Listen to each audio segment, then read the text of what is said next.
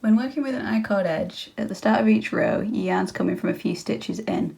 So that means we're going to do something slightly different when we join a new colour or a new strand of yarn. So I'm just going to slip those 3 stitches. So I've come to where my working yarn's currently coming from. And then I'm going to take my new colour and bring the tail between my needles. So my working yarn's going to be coming from the same place as that other strand. Then slip these 3 stitches back over.